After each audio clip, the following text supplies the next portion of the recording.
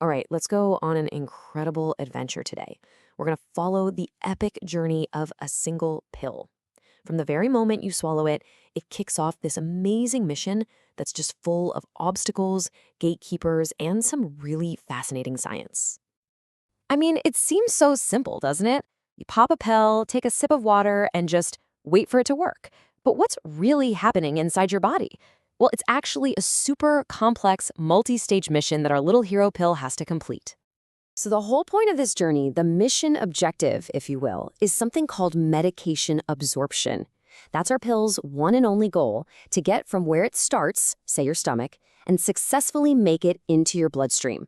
Because only then can it travel to where it actually needs to go to do its job. Okay, so first up, our hero pill has a huge challenge right out of the gate. It has to survive the wild, complex, and kind of hostile environment of your digestive system. This right here is where a lot of would-be heroes fail. For pretty much any medication you take by mouth, this is the roadmap. The journey starts in the stomach. Then it moves to the main stage, the small intestine. From there, it's a direct route into the bloodstream. But wait, before it can claim victory, it has to face its ultimate trial, the liver. So the journey kicks off right here, in the stomach. Now, you should think of the stomach less like a battleground and more like a waiting room. It's in this really acidic place that the pill starts to break down and dissolve, basically getting prepped for the most important part of its mission. And next up is the main event. This is where all the magic happens, the small intestine. This is the prime location for absorption for one simple reason. Its lining has a massive surface area. I mean, way, way larger than the stomach. This gives the dissolved drug countless little opportunities to pass through the intestinal wall and finally get into the blood. All right, so our pill made it into the bloodstream. Woohoo! We're done, right? Well, not so fast. Before it can get to the rest of the body, it has to face the ultimate gatekeeper, the liver. And this brings us to a super important concept known as the first pass effect. It sounds kind of dramatic, and honestly, for our little pill, it totally is. This is the real moment of truth. You see, all the blood from your small intestine doesn't just go everywhere at once. Nope. It takes a detour directly to the liver first. And the liver acts like this big processing plant, or a filter. It starts to metabolize the drug, and in doing so, it actually inactivates a chunk of it. Some of it might even get tagged for removal right away. So let's picture this. 100%. The full dose that got absorbed arrives at the liver's front door, all ready to get to work.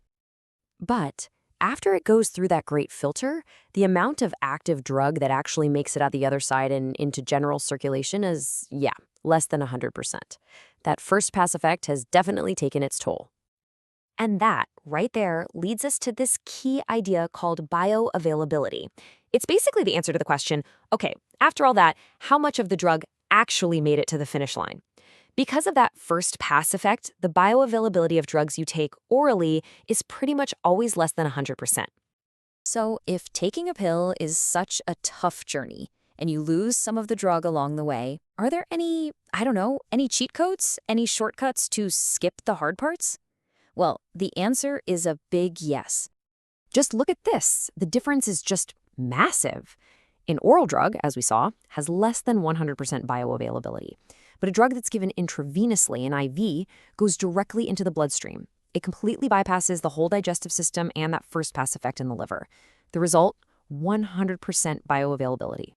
So when you break it down, the oral route is like this long, winding country road, right? An injection, on the other hand, is a straight shot on the freeway. This means it works way faster, and most importantly, an injected drug does not have to face that great filter of the liver's first pass effect. And hey, it's not just about IVs. You've also got injections into the muscle, that's intramuscular, or right under the skin, which is subcutaneous. These also bypass that whole digestive process. The drug just gets absorbed directly into nearby blood vessels and heads out into general circulation. Okay, so for the last part of our story, let's talk about the rules of the road. Because this journey isn't exactly the same for every single pill. There are specific factors that can totally change the speed and success of absorption.